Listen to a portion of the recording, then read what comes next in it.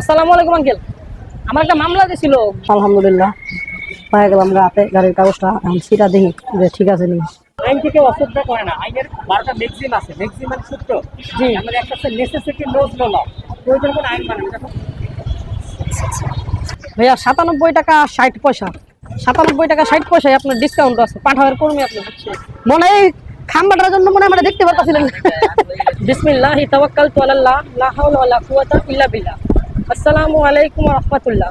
Hello Bangladeshi public, ঢাকাইয়া biker চ্যানেলের নতুন একটি ভিডিওতে আপনাদের সবাইকে আবারও স্বাগতম।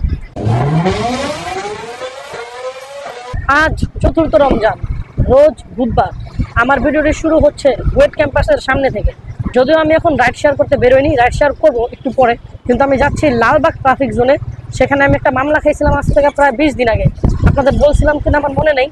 আপনার ভাবিকে নিয়ে আমি যাচ্ছিলাম হাসপাতালে, যখন আপনার ভাবি অসুস্থ ছিল অপারেশনের আগে। তো সে কারণে সে হেলমেটটা পরে নেই। পরে এক পুলিশ অফিসার ধরে আমাদের মামলা দিয়ে দিছিল। তো যাই হোক, এখন ওই মামলাটাই ভাঙা দিয়ে দিতেছি। যদি উনি চাইতো তাহলে হয়তো উনি আমাকে কনসিডার করতে পারতো বিষয়টা, যে যেহেতু অসুস্থ মানুষ মামলাটা না দিলেও সমস্যা নাই। তো তারপর আমি ওনার কোনো দোষ দিব না, কারণ উনি আইনকে ফলো করেছে। আর আইন ফলো করলে তো আর কিছু বলার নেই, ঠিকই আছে। যাই হোক, চলেন আগে মামলাটা ভাঙাই, তারপর রাইড শেয়ারে ফেরত আসি। আমার ডানে হলো আজিমপুর কবরস্থান, আর বামে হলো ইরাকি মাঠ। এই জায়গাটা নাকি ইরাকের সরকার ওন করে, এ ব্যাপারে একটা মিথ আছে। আমি জানি না এটা সত্য কিনা, কিন্তু এখানে অনেক ইরাকি যে নাগরিক আছে তাদের কবর আছে। এটা নাকি তাদের সম্পত্তি ইরাকের। জিনিসটা খুবই ইন্টারেস্টিং, বাংলাদেশের একটা মাটিতে ইরাকের সম্পত্তি। আসসালামু আলাইকুম আঙ্কেল, আমার একটা মামলা দিছিল গুলিস্তান থেকে আর কি। চাপাবো। আসসালামু আলাইকুম, মামলা একটা ভাঙাই দাম, কই যেতে হবে এটার জন্য? ওই কালো গেট দিয়ে লাল বিল্ডিং এ মামলাটা 1050 দেব। নাম ছিলাম প্রাইম দেখি না, এটা নিয়ে কি ওখানে জমা দিতে হবে? আচ্ছা ঠিক আছে।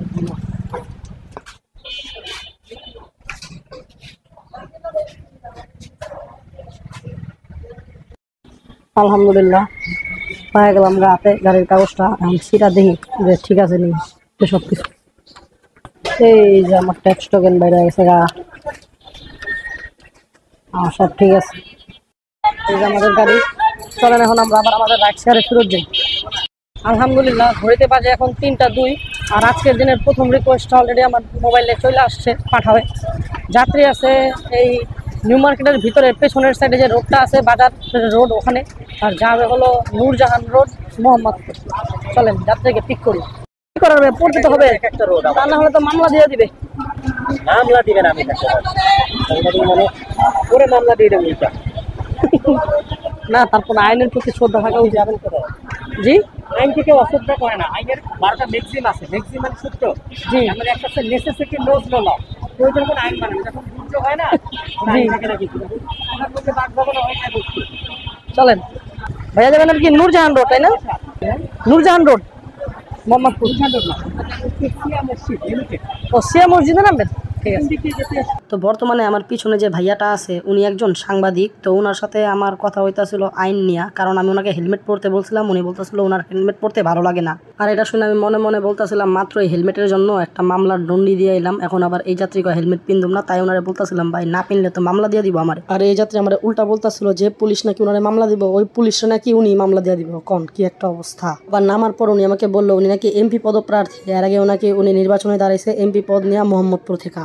একে তো উনি একজন সাংবাদিক, তার উপর আবার এমপি পদপ্রার্থী। এরকম গণ্যমান্য ব্যক্তিরা যদি আইনকে এইভাবে অশ্রদ্ধা করে তাহলে দেশের কি একটা অবস্থা হবে চিন্তা করে দেখেন একবার।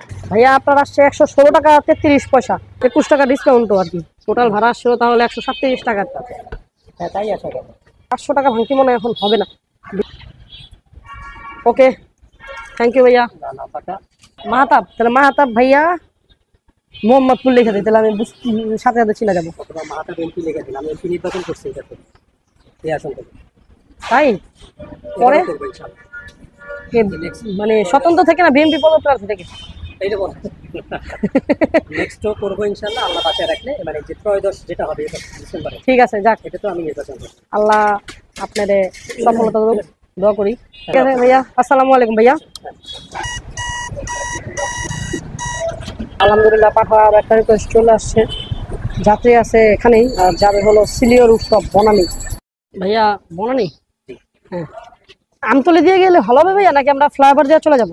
আমার সুবিধা মতো সুবিধাই তো বুঝতেছি না যে কিভাবে গেলে ভালো হবে। চলেন বিসমিল্লাহ। হ্যাঁ রাইট স্টার্ট দেওয়া নেই। তো একটা জিনিস এবার খেয়াল করছেন আপনারা, এবার যে রমজান মাস একটু গরমের মধ্যেই পড়ছে মোটামুটি বলা যায়, কিন্তু একটুও কিন্তু পিপাসা লাগে না। আর যদি আমার ক্ষেত্রে এই রমজানের প্রভাবটা বলি, গত কয়েক রমজান থেকে কিন্তু এই রমজানে আমার পরিশ্রম আরো বেশি হইতাছে, আর এইবার রমজানে আমার সবচেয়ে কম খারাপ লাগতেছে। তবে কালকে আর আজকে মানে তৃতীয় আর চতুর্থ রমজানে আমি একটা সমস্যা ফেস করছি, জানি না আপনাদের মধ্যে কেউ এই সমস্যাটা ভুগতেছেন কিনা। সমস্যাটা হলো ইফতারির পরে আমার হালকা মাথা ব্যথা করতেছে, কিন্তু সব মিলে আল্লাহর রহমতে খুবই ভালো একটা রমজান কাটতেছে এই পর্যন্ত আলহামদুলিল্লাহ। আর ভালো জিনিসের কথা যেহেতু বলছি, এই রোডটাও আমার কাছে অনেক ভালো লাগে। আর যখন এই যাত্রীকে নিয়ে এই রোড দিয়ে আমি যেতেছিলাম, তখন হালকা হালকা ঠান্ডা বাতাস চেহারায় লাগতেছিল, যেটা আমার মনটা একদম সতেজ করে তুলতেছিল। ভাইয়া 164 টাকা 96 পয়সা, 65 টাকা আর কি, 4 পয়সা কম, 20 টাকা ডিসকাউন্ট আছে আপনার। আবার কত হয়েছে ভাইয়া? 165।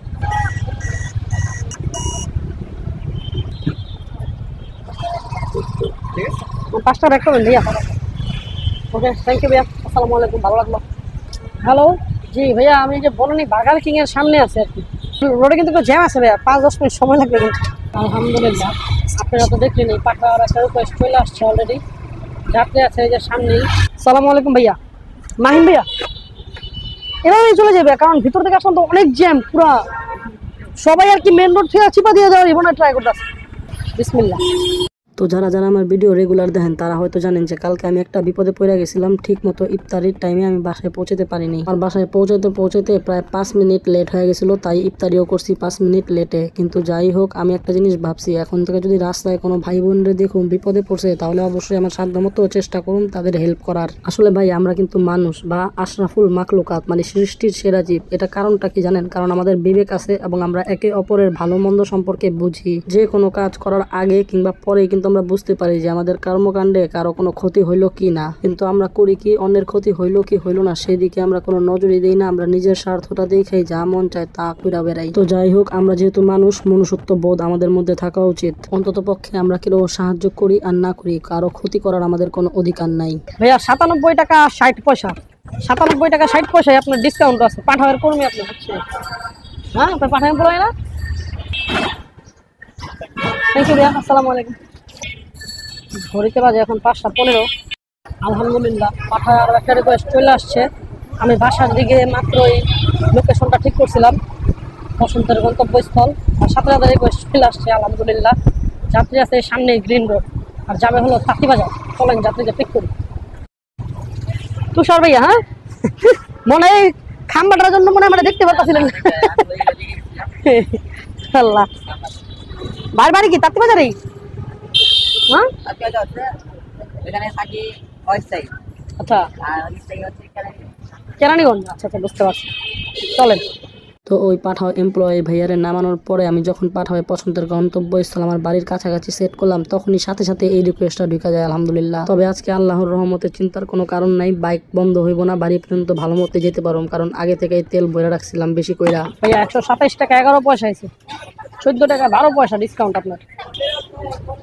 127 মানে 63, 100 হ্যাঁ 127।